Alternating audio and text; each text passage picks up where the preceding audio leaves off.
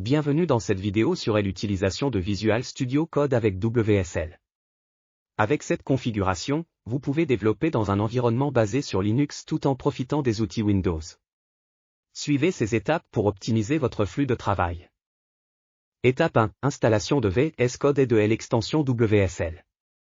Visitez la page des installations de VS Code et choisissez l'installateur 32 ou 64 bits. Lors de l'installation, assurez-vous de cocher l'option Ajouter au path pour pouvoir ouvrir un dossier dans WSL avec la commande code. Après, installez le pack des extensions Remote Développement, qui inclut l'extension WSL, Remote SSH et Dev Container. Étape 2. Mise à jour de la distribution Linux. Certaines distributions Linux de WSL peuvent manquer de bibliothèques nécessaires au serveur VS Code.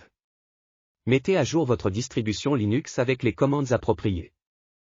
Étape 3. Ouvrir un projet WSL dans VS Code. Depuis la ligne de commande WSL, entrez « Code ». Ou depuis versus Code, utilisez le raccourci CTRL+SHIFT+P, tapez WSL et choisissez les options appropriées pour ouvrir un dossier dans une session WSL. Étape 4. Extension dans VS Code WSL. L'extension WSL divise VS Code en une architecture client-serveur. Certaines extensions doivent être installées à la fois localement et dans chaque distribution WSL. Utilisez la commande palette pour accéder à ces fonctionnalités. Étape 5. Installation de J. Si vous prévoyez de collaborer ou d'utiliser J, installez J et utilisez la vue source contrôle de VS Code pour gérer les versions. Étape 6. Installation de Windows Terminal. Installez-le depuis le Microsoft Store et personnalisez-le selon vos préférences.